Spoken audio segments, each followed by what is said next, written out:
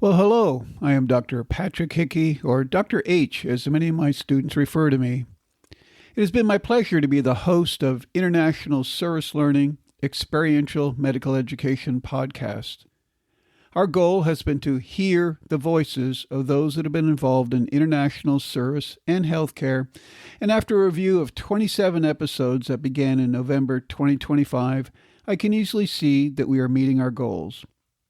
This summer, I wanted to revisit and re-edit some of those episodes, as each and every episode is quite unique, with all sharing a common theme, that of stepping outside one's comfort zone and advocating for an underserved population that does not have a voice. This week, I am revisiting an episode that was originally released on March the 23rd. The title of that episode, A Trip to Kenya, Reframed What Nursing Means, is quite appropriate, as my guest for that episode, Camila, truly had her life change while on a service learning trip to Kenya. Camila was part of a faith-based trip to Kenya that included a healthcare team component, and has shared that it was this experience that opened her eyes to the great potential that all of us have to make a difference in the lives of others. Her trip was organized through 410 Bridge, a Christ-centered, nonprofit organization helping to redefine the war on poverty through community development in poverty-stricken nations such as Kenya, Guatemala, Indonesia, Nicaragua, Uganda, and the Dominican Republic. Camila is a nurse and shares that she did not enter the profession of nursing until the age of 40, and did so as a result of a personal experience while she herself was a patient. As a nurse, she wanted to be there to help patients during their most vulnerable times, and refers to nursing as a spiritual calling. In addition to starting the profession of nursing at 40 years of age, Camila returned to school to complete an MBA, originally to help with a personal business. However, during her classes, she realized how much of the content learned would help her as a case manager in assisting patients to transition from hospital to home and guide them in how to manage the challenges of the healthcare system.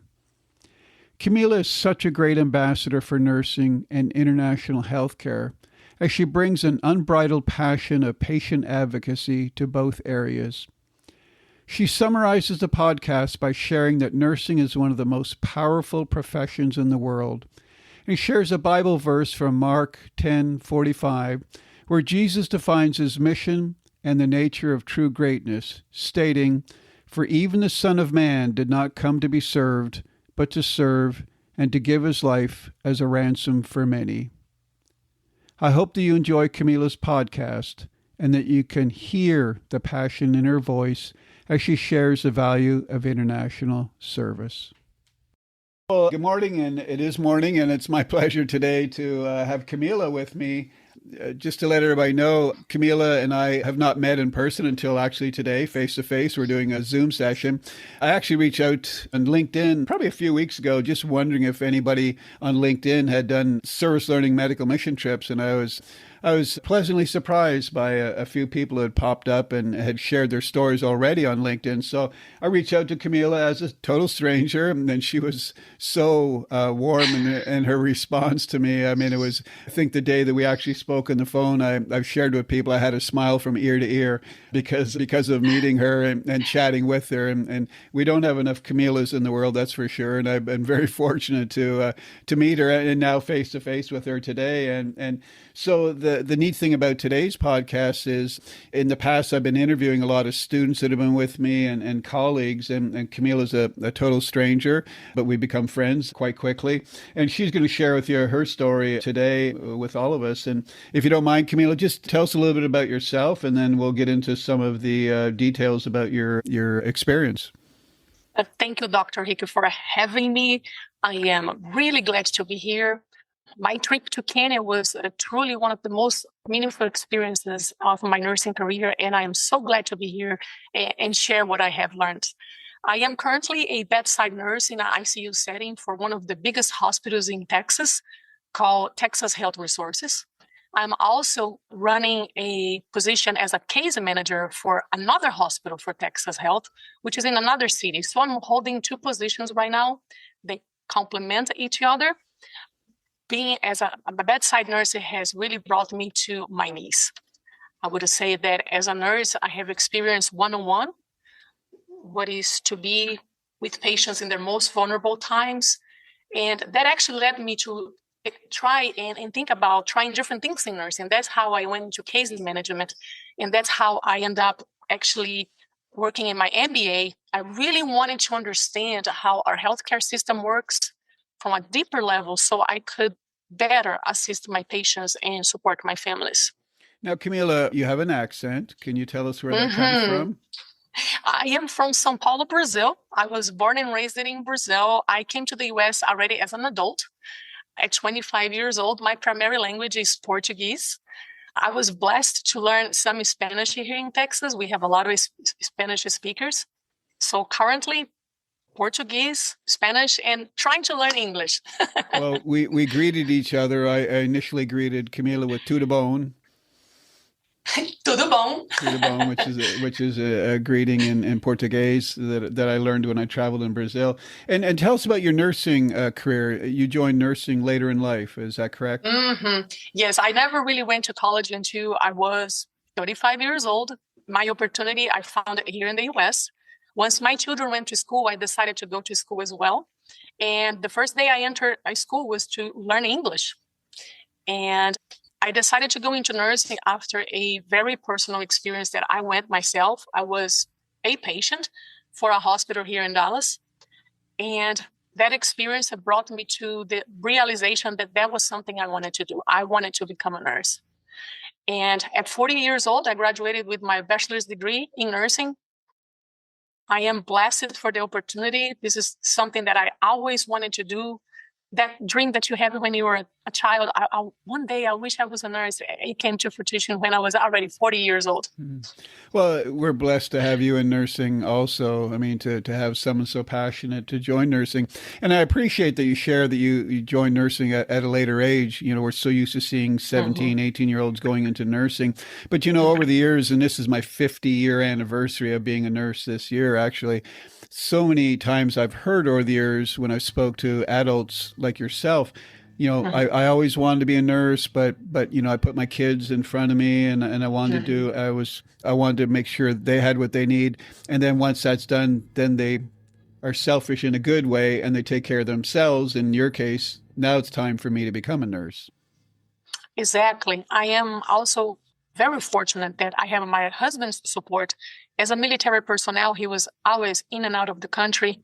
He has been serving in the Air Force for almost 30 years now, currently retiring. But once he was, you know, overseas, and I told him I am going to school, he fully supported me. We both share the sense of service, and I am incredibly fortunate that my husband supported me to do that. And I was able to have my kids in school while I was also in school. Everything worked perfectly fine for me, time-wise. Well, thank you so much for your husband's service. I mean, for you know, representing us well in the United States, and for both of you having, excuse me, a service heart. That's so integral to success, especially when one is supporting the other as they go to school and managing kids. That is a challenge, and it's nice that you have that symbiotic relationship where both you support service and helping each other. That's your role modeling here today, which is great. More people need to hear that. And now you're working on your master's, or you're finished up? I apologize. I finished. That's I graduated this December 2025. In fact, I'm going to walk the stage in May in the Boston University. I'm incredible. Was your pursuit of the master's to help with nursing? Primarily, no. I actually have my own business. I have run an online business for over 20 years now. And so primarily, I went into MBA thinking, how could I grow my business and do that on the side of nursing? Because honestly, nursing is not a career that I follow as for making money. Nursing is not my job. I truly live nursing as my passion, is my calling. When I am at work, I am truly there to serve people. I used to say that is my spiritual call, because when I'm there, I feel like I am serving God as I'm serving people. So I told my husband, I say, well, I'm going to grow the business on the side. Let me go work on my MBA and try to make some money with our business. But then as I'm going through my MBA, I realized that it was helping me both ways. It was helping me to also marketing my business, but at the same time, I was learning so much. We had incredible modules what involved medical education. We had incredible doctors, CEOs, presidents, people involved in the medical field that taught us a lot. The MBA at the Boston University was very integrative. We worked a lot in groups. It was impossible not to put my MBA into practice in my career, in my nursing career as well. So I started noticing that I was paying attention more to the expenses, the waste, the risks that we are taking as business, and how we could better serve our communities. And that's how I start asking, how can I really better assist my patients and my families, especially in transition of care? They leave the hospital, where do they go? A lot of patients concerned about Medicare, Medicaid. I wanted to understand more. And my MBA definitely was catalytic on pushing me to go into case management. I'm enjoying this role very much so. That's kudos to you for pursuing higher education, and that's something that I learned early in life, that I was always taught by my nursing faculty: higher education equals saving more lives, or more positive patient outcomes. And in your case, you're looking at the financial side, the risk management side, and now as part of case management. That's huge. I mean, with our push to get patients out of the hospital quicker, and they're not in a good place, it's integral that the case management people know how to help family with durable medical equipment, know how to help family to utilize resources in the community when their family members being discharged probably earlier than they should be. So the business degree helps in that respect. So again, kudos to you for pursuing that. Tell us a little bit about 410 Bridge. This is the organization that you went with on your trip, and tell us about where you went. The first time I heard about 410 Bridge was actually through my local church, one community church. I heard that 410 Bridge is a nonprofit organization, and they are all over the world fighting poverty. And they were making a trip going to Kenya as a medical mission trip. And when I heard that they were doing that, I knew I had to go. So is 410 Bridge, is it faith-based, but they also have opportunities for education and for healthcare and a lot of other opportunities? Is that correct? Is exactly right. That is exactly right. They partnership mostly with churches that provides the handwork where they go. So tell us about your trip to Kenya. Where did you go? Wow. How long were you? And what was your team composed of? My medical team from one community church, we were a total of 26 people. We had 2 doctors, 4 registered nurses, 1 nurse practitioner, and very large group of women to support our ministry, to support our medical team. There were teachers, there were social workers, there was mental health professionals. So on a daily basis, we set up these clinics on very different villages. They were very far from each other. And we would assess patients. We would provide treatment when possible, if we had the resources, because not all cases we had it. And we, mostly important, provide education to these villages. If we go to a school, for example, we would gather the teachers and we would provide education to the teachers, how they would provide care to their children.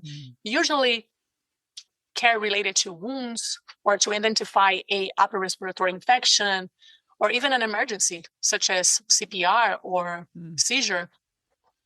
We also provide education on hydration, the importance of hygiene, and we were very big about oral care. We are blessed to have our community here in Dallas to support us to take over 200 pounds worth of toothpastes and toothbrushes. And we were able to equip all these schools with enough to start oral care in those schools. That's so great to hear. For years, I've been doing the same, bringing toothpaste and toothbrushes and floss. But I appreciate what you just shared, education. Education is Mm-hmm. so important. And I know on my trips, a lot of students, a couple of weeks after we get back, will be a little despondent because the Mm-hmm. medicines we prescribe, the treatment, like you Mm-hmm. said, dressings for wounds Mm-hmm. and things that were infected, that's already passed. And they're worried that maybe the patient isn't in a better place. And I always try to reassure them that the best thing we gave them was education. We Very true. educated them on how to empower themselves to care for Mm-hmm. themselves. And you just mentioned hydration and wound cleaning. Mm-hmm. If they don't know, excuse me, how to properly hydrate, you educated them on what to do. If they don't know how to properly treat a wound or clean a wound, you educated them on what to do. So Exactly. that's what stays with them. The dressings you applied and the medicines, they're gone, Mm-hmm. but Exactly. the education remains. Besides the wound infections and hydration issues, what were some of the medical issues that were most prevalent that you saw? Maybe the top two or three things that you saw amongst all the people. I would say that most issues, most conditions were related to lack of water, Hmm. lack of resources. So we saw a lot of upper respiratory infection. When we were there, they have not had rain for about 4 months. Wow. And they don't have plumbing, they don't have electricity, and they depend on the rain to fill their containers with water and have access to water. So they were severely dehydrated, many cases of upper respiratory infection. We had some very bad cases of glaucoma, blindness, Mm. cataracts. Mm. We found a few kids with pneumonia. I assessed one little kid with absent sounds in their lungs, and I actually rushed that little kid to the doctor in our team, like, what else can we do for this kid? And thankfully, we were able to do something. But mostly was related to not having water and not having proper hygiene. A lot of a dental decay. It was a lot. Were you prepared, Camila, for what you encountered, what you saw? I mean, did the team before you left prepare you? This is what you were seeing, or was it a shock? I'm glad that you asked that because clinically, we were very prepared. I feel like the education that we receive here in the United States, it's very comprehensive. There's really nothing that we saw that we're not either prepared for or we have heard of it, we have studied about it. We're truly prepared clinically, but emotionally, I don't think so. I don't think anything could actually prepare us for what we saw. You think you are, but once you were there and you experienced that one-on-one, you realize, oh boy. Now, you shared the story of the young child with lack of breath sounds, and that was surprising in itself. But what was the most surprising thing that you encountered, and then what was the most challenging thing that you encountered during your time? The most surprising thing to me was actually how joyful these people were. And I was Mm. quite confused. I was like, how this can be? These people in this condition living in such a poverty, like below poverty level, no resources, and they were so joyful. They were so genuinely grateful. That was really shocking to me because I was prepared to give them comfort and helping them, and we were, but at the same time I was like, wow, how it's possible that these people live in such a condition and they are so joyful and so they are doing great. For example, I saw a kid. This boy came to me. He was about 16 years old, and his name, it was the same name as my son, so immediately we connected. And this young man came to me complaining of headaches, and I was thinking, oh, it's just a headache, right? But in my assessment, I immediately noticed that his eyes were not falling. Mm. So I just wrote a few words on a board, and I was like, can you read this? And he was like, no. I said, what color is this board? He could not even see the board. Mm. So I realized, I was thinking maybe he needs glasses. As I go further with my assessment, I realized that this boy already lost the vision on his left eye completely. He was blind on the left eye. So the right eye was working harder to try to keep it up. And I was like, well, your headache is probably related to loss of vision. So it was very challenging to me once I identified the problem, that there's really not much I could do. Mm. I cannot prescribe glasses for this kid. I was like, can I refer him to go see an ophthalmologist? And there was a Kenyan doctor in our team And she was like, yes, you can actually write a letter and we will send it to Nairobi and we're going to try to get him to come and see an ophthalmologist. That was the best I could do. Mhm. But to be honest with you, I felt like, wow, what else can I do? I wish I could do more. Well, you did a lot with, first of all, diagnosing the issue this poor person had lived with for some time, and you work within the system by them writing the letter and facilitating him to be followed up. But what you talked about just moments ago, that joy that the family has, that you weren't prepared for that. That is one of the reasons why I put this podcast together, because people don't realize that, and I've experienced that same joy that you've seen with families that are in dire poverty, and it kind of blew me away in the beginning. Like, how can these people, how can these families be so happy and carefree, but yet they're living in such poverty? And it's a shock to my students. I try to prepare my students for that potential inevitability of seeing that, but nothing can really prepare you until you go into it. And it is amazing. I think a lot of it has to do with, we have so much here, but we're never happy enough. They don't have anything, but it's the family unit and the love for the family that keeps them together, and they get by with next to nothing. Exactly. And we can learn so much from seeing them in those conditions. So it's beautiful that you're able to share that experience with us. What was it like working with the local healthcare professionals? So you brought your team over, and did you collaborate with some healthcare professionals on that side also? Yes, 14 Bridge did an incredible job. They connected the local healthcare department and let them know that we were coming. So how can we help you? Is there anything specifically? So the government of Kenya, the region where we are, provide us with one doctor, one nurse, boxes and boxes and boxes of medication that they received as donation from other entities around the world, and they didn't know what to do with that. So they brought all of that to us, including vaccines, and they were like, how can you help us? So we set up these clinics, and they brought the medication, they brought the vaccines, and we set up groups for vaccines, set up for kids that were most sick, that we would be able to actually give them medication. And we set up clinics for mental health and dental care. They provide all the resources that we needed. And we provided the handwork. And I would say, most importantly, the passion to help, because we were on fire. I love to see how the doctor was so open to learn. That actually blew my mind. Not very used to this in the US.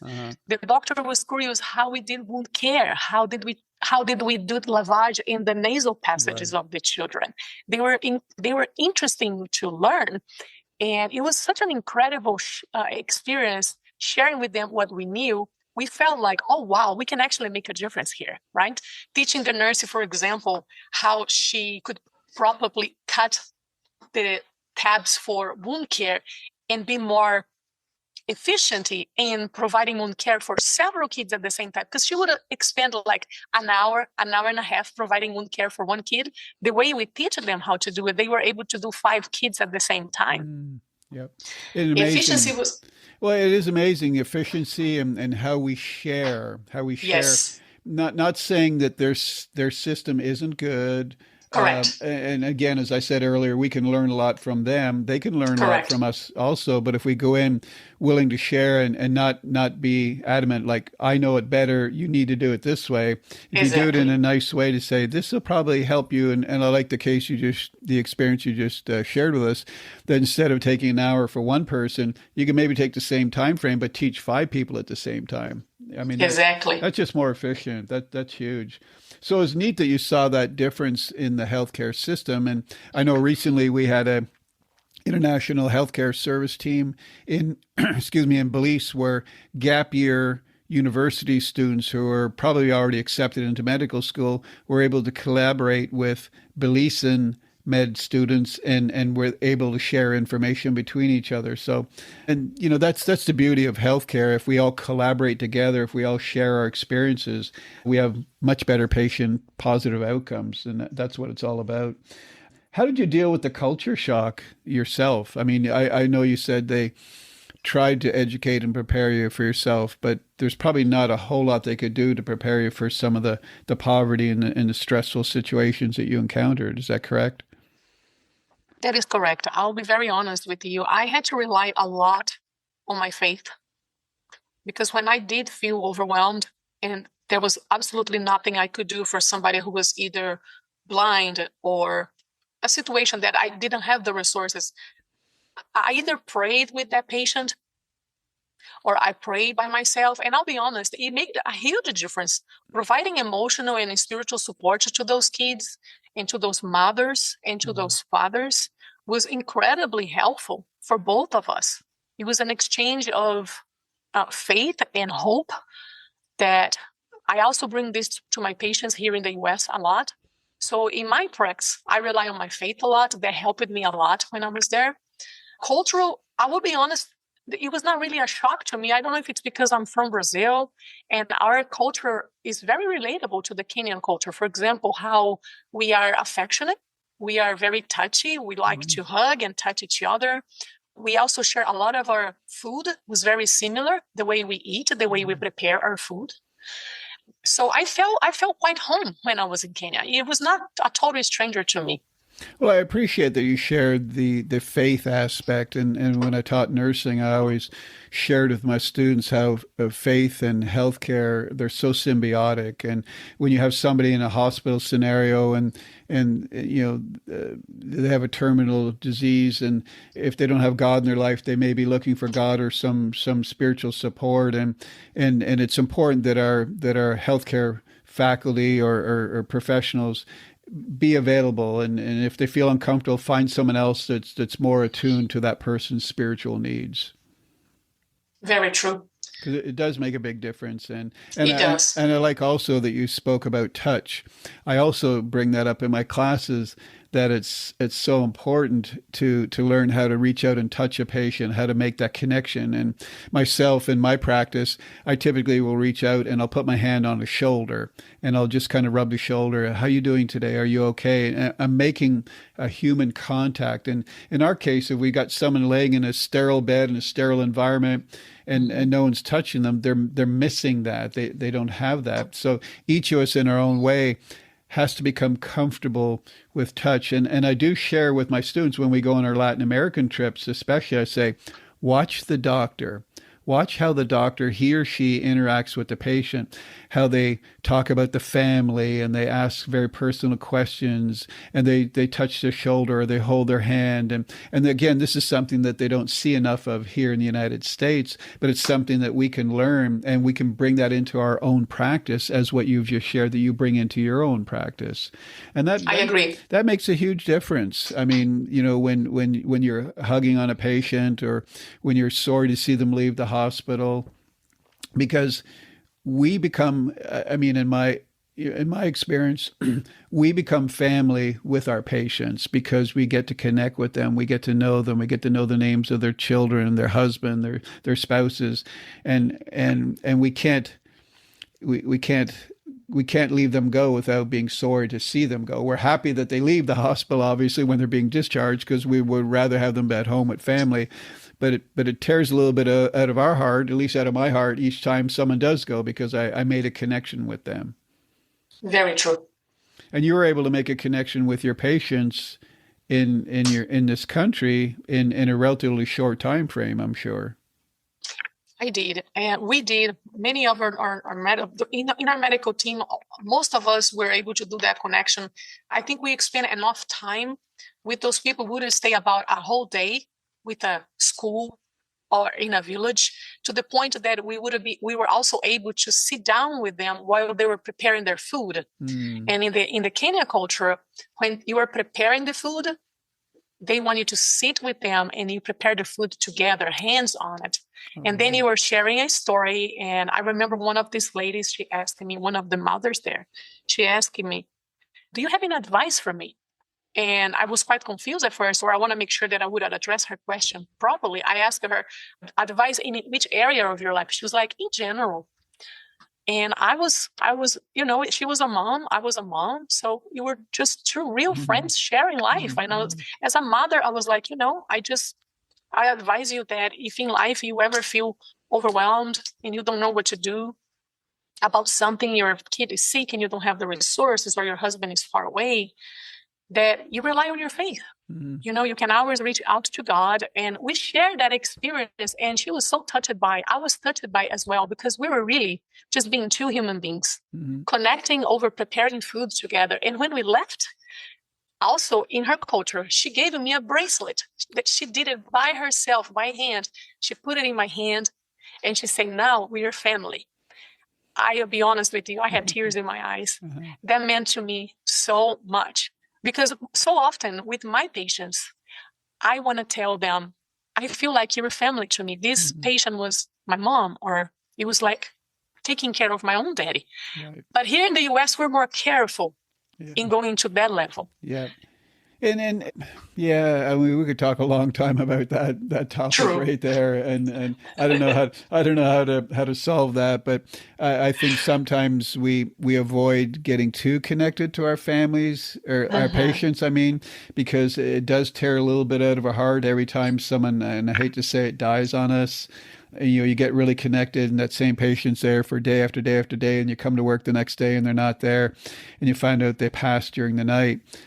Your emotions are still there, but you've got to go on. True. You've got another patient in the bed, and you've got to keep going on. Then that just hurts after a while. And I think I think a lot of nurses suffer from a post-traumatic stress disorder, from having to deal with it and having to put it aside and not talking about it enough. And yeah, we could have a long discussion about that.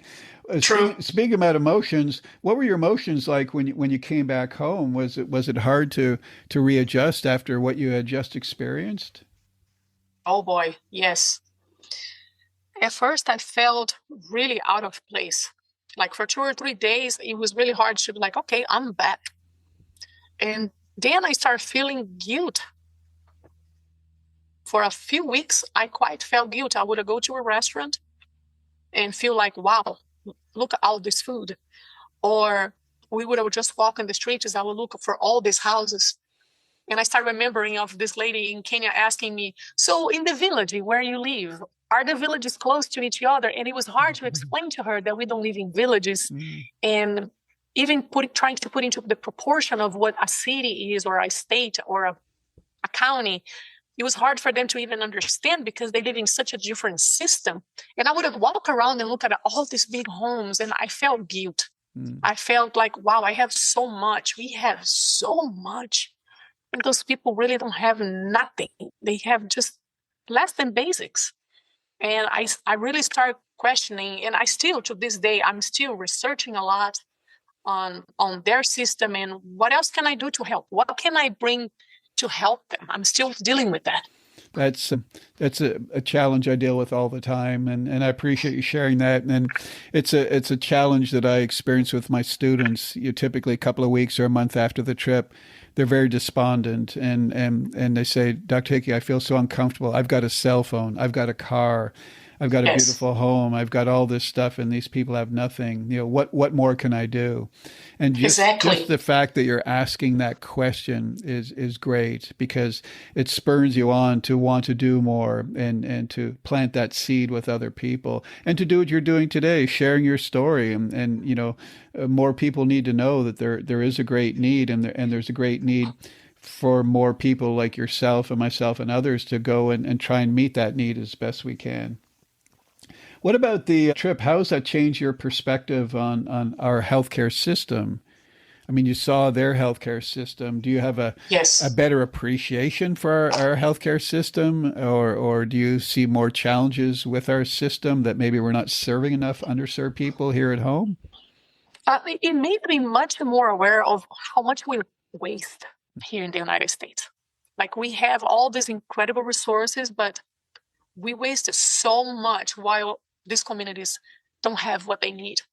So now I'm thinking more of how can we manage what we have in a better way. I'm really looking into bringing this mentality into my practice, perhaps within my team or even my hospital. And is there any way that we can save some of these resources and share with them? It's a good question. It's one that's been asked many times. And just to that, I can share with you, when I did my year of backpacking in Latin America, and I came back and wanted to do something to help Hispanics. I got involved with an organization called Compañeros de las Americas, Partners of the Americas. Every state in the United States has a partnership with a Latin American country. South Carolina has a partnership with Colombia, South America. When this organization that I joined found out that I was a member of healthcare, they said, we need a lot of healthcare supplies. I found out that hospitals have warehouses. Warehouses have scratch and dent equipment from the hospital that they usually sell once a year. I was privileged to be able to make a list of a large amount of supplies which were given to me by the hospital. I worked with someone in my organization to ship it through the Panama Canal on a container, and then was able to go to Colombia months later and open that container and share wheelchairs, hospital beds, reclining chairs. Beautiful. Things that were scratch and dent that we had. So yes, there are solutions. It does take a lot of work and a lot of collaboration. I mean, you've already done it by taking toothbrushes and toothpaste.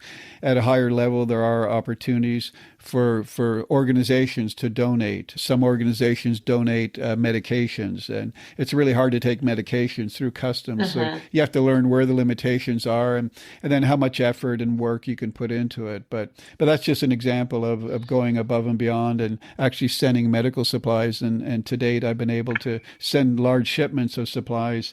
I mean, it gets more and more challenging, but to know there are opportunities. Do you feel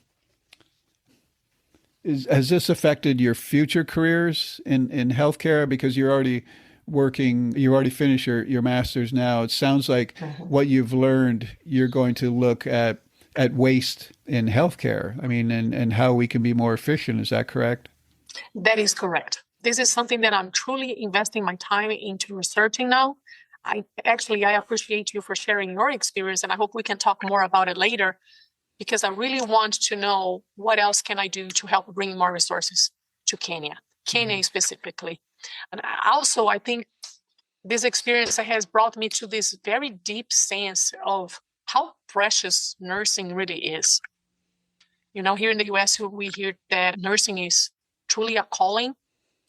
So for my future, right now and for my future, I really hope I can inspire other nurses to go back to that root why I became a nurse, and to realize that our profession is truly a calling. You know, it reinforces this commitment that I have now to help nurses to realize that their skills can really make a difference across the world. It's far beyond just inside the walls of our hospitals. If I can inspire a nurse to step out and work with her heart towards humanity, in a global impact, if I ever get there, I would just say that I'm walking through my calling. You're already there. Don't say if you get Thank there. you, Doctor. You're already there. Well, you know, and I appreciate you bring up so many pearls of wisdom. I mean, the calling of nursing, and I used to teach, one of my courses was the professionalism of nursing. So, you know, I spoke a lot about Florence Nightingale, and I share with my students in my own way. Again, this is my 50-year anniversary. That nursing was a calling for me. I'm the oldest of 9 kids, 8 boys and 1 girl. Didn't know what I wanted to do with my life. It was someone saw something in me that I did not know. And I go back to my roots as a Catholic. And I think, you know, the Catholicism, my upbringing, my want to help others, it was all pieces of the puzzle falling together. And I truly believe in the calling. And I agree with you. I think each of us in our own way are doing great things, but collectively we can do a lot more. And that's why I'm so excited to meet more nurses like yourself that have done international service. And we all, as you know, work hard in our day-to-day jobs, and we really don't need to extend ourselves to go internationally, but we do. And when we do, we make a huge difference. You mentioned how you educated a lot of the people before when you were in Kenya.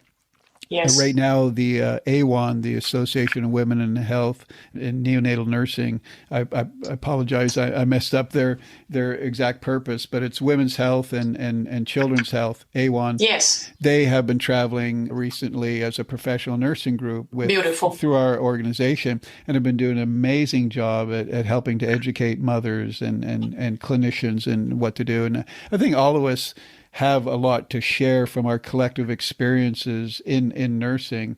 And it just takes a little bit more organization. Right now, as I shared with you, I'm trying to plant a seed with our future nurses, the student nurses. And that's why I'm speaking at the National Student Nursing Association in Houston next month on the value of international service. And I think if we can start with our younger students and get them excited about international healthcare. Then as they step into their professional careers, they gain wonderful experience. Then if they travel abroad, they can share that experience and empower other people to be in a better place. Exactly. Camila, for students that we're talking about and or professional nurses that we just spoke about, what would your recommendations be for them if they're kind of on the fence? They don't know if this would be a valuable experience. They don't know if they have what is needed to help others. What would you say to them, those people that are maybe considering doing a trip as you have done? Go for it. Go forward.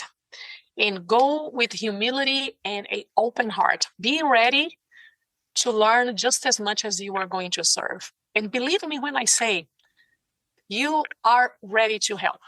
No matter how big or how small your skills may be, you will make a difference. Also, I recommend people to always take in consideration cultural competence. You know, we don't go to these countries, to these places, and we expect to change their culture or to judge how they live. We go there to serve them. And if our mindset is as simple as, how can I help you? You will realize that you have so much to offer. Even if it sometimes it's just to hold someone's hand and pray with them or giving them a word of advice. Those were actually the greatest connections and conversations that I had. It was through connection, just being present, just being there. Go forward. It was the greatest experience of my nursing career, and I risk to say that it's the great experience that anyone could ever have. Well, I appreciate that. And I always share that nursing is servitude, that we're serving other people. And I like also that you mentioned presence, just being there and just holding a Yes. hand. There was a TV show many, many years ago. I can't recall the name of it. It was a healthcare focused TV show. And this one episode, I always remember it was a student nurse who had just graduated, only had a few months of experience under her belt. And the patient she was caring for was in a comatose state and wasn't going to do well. And she said to the veteran nurses, how do I talk to the mom? What can I do? And I remember they gave her a box of Kleenex and they said, just go sit down with the mom and be there for her. And then the next step, the next piece of the show showed this young new nurse just sitting with the mom, putting a box of Kleenex between them, an embrace, and just being there for that person, making human contact. And again, sometimes that's all you need. I appreciate you sharing Exactly. That's really powerful. Well, any last things you want to share? I mean, it's been pretty powerful for me. I mean, I love my I know this is an audio podcast, but my head's been bobbing up and down as I acknowledge everything that you say, because I've kind of been there, done that, and really appreciate it. But what other things would you recommend other than do it, go for it, that you would recommend to people? Thank you for the opportunity. I really appreciate being here. If I could share a little more, I would say that for all the nursing students out there, all the veteran nurses out there, no matter how many years we're in this profession, nursing is one of the most powerful professions in the world. Every single day, we step into these people's lives in their most vulnerable moments. We bring them knowledge, comfort, hope. Sometimes the difference that we make are very small, but sometimes this changes a life forever. Every single day, nurses show up to care for someone else, and that is an incredible privilege. In Mark 10:45 says that, for even the Son of Man did not come to be served, but to serve. And as nurses, I think this verse reflects the heart of what we do every day. Thank you, Dr. Hickey. Well, thank you, Camila, for sharing such a powerful impact you've made on me, and no doubt on your patients that you care for. Again, as I said in the beginning, we need more Camilas in our life that share that passion. What a wonderful message you've been able to share today, and I look forward to continued collaborations. Thank you, Dr. Hickey. I'm honored. Thank you. I want to sincerely thank our guest, Camila, for her willingness to join us on the International Service Learning Experiential Medical Education podcast. But most importantly, I want to thank Camila for the passion that she has shared with us. Camila is a great ambassador for nursing and for service learning. Her future patients and their family members will be very privileged to have her as their healthcare provider.